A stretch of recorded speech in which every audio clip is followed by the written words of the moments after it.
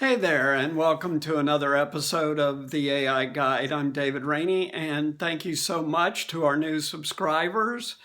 This week, every week, we continue to grow slowly but surely, and we really appreciate that. Also, be sure to follow us on Facebook and Twitter. Like videos, comment on videos. Comments are loved. I'm starting to get a fair number of comments, and also share them with your friends. That's cool too.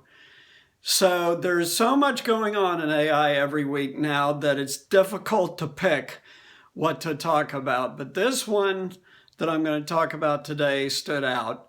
And I have mentioned before that OpenAI, Elon Musk's startup, which came up with GPT-3, a true breakthrough in natural language processing, has been working also on a brain-computer interface.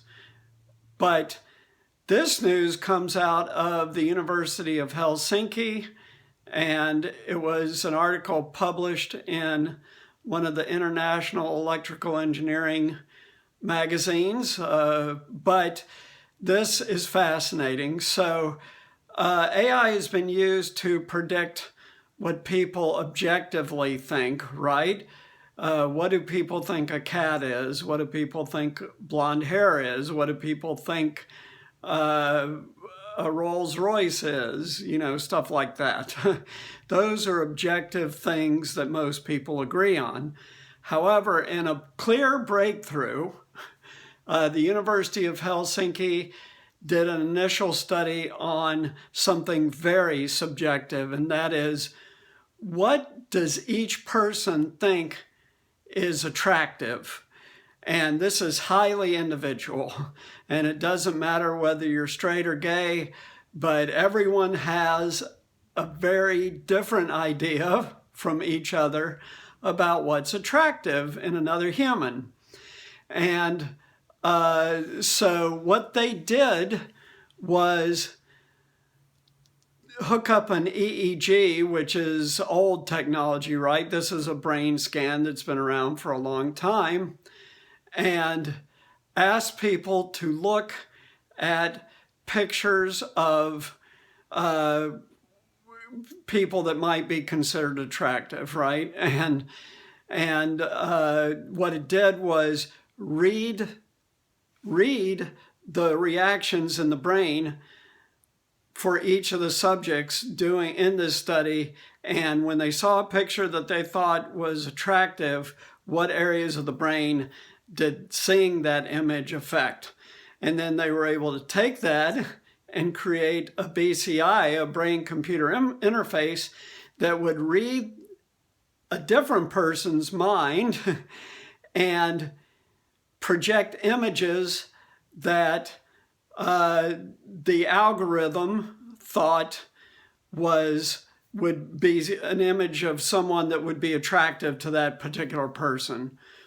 So they used old technology at first, EEG, to train the algorithm.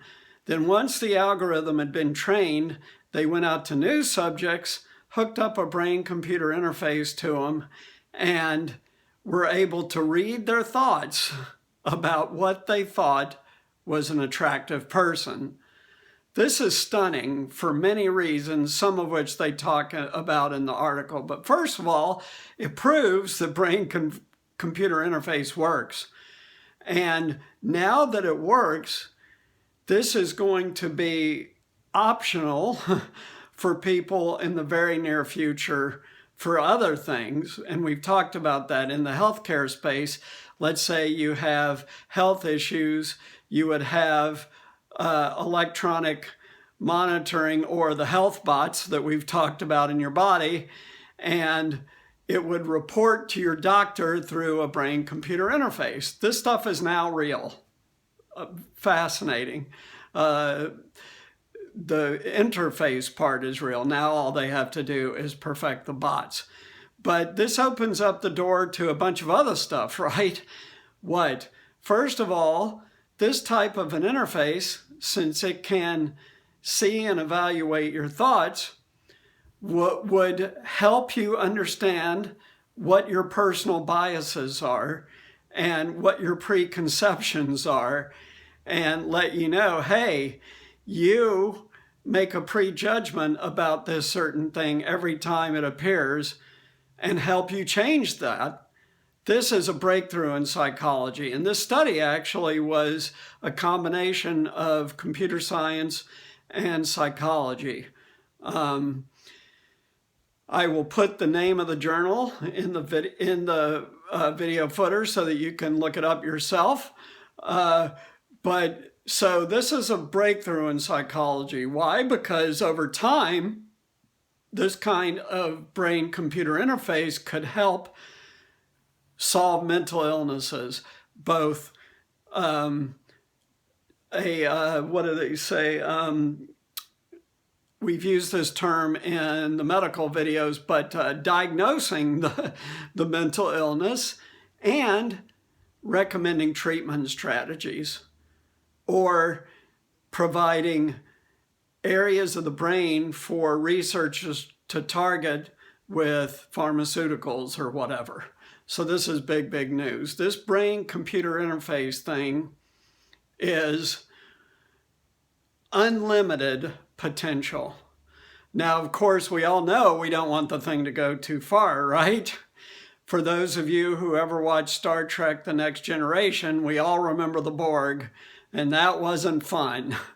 Humans, given our love of spontaneity and our hatred of being in captivity and stuff like that, would not respond very well to being subjected to being taken over by a brain-computer interface. So like all technology, it needs thought, and it needs to be used with a moral framework in place. And we've talked about that on a few videos. If you're going to invent new AI or other new technologies like a brain-computer interface, hopefully you're doing it within a moral framework that makes sense for the betterment of humanity and not to make humanity's situation worse. Very important point. But again, if the algorithm predicted what each individual person they used the algorithm on subsequently with the BCI to 80% accuracy, that is an astoundingly accurate percentage for a first try. Crazy. And that means that these things work and that they can get better and better. And because it's AI, it'll get better and better fast, because on the other side of the interface, you have a generational neural network that can learn very, very quickly. So new things, big things in psychology and other health, disease, and also in uncovering people's biases and prejudices and things like that. So we're going to keep our eye on brain-computer interfaces driven by AI and keep trying to see where this thing is headed and give you a heads up on that so you can prepare. So thank you. And for this week's job tips, obviously, a lot of these research studies are compensated. I personally don't know what they're compensated at. A lot of them are free, right? You volunteer to be in it. But some of them are compensated.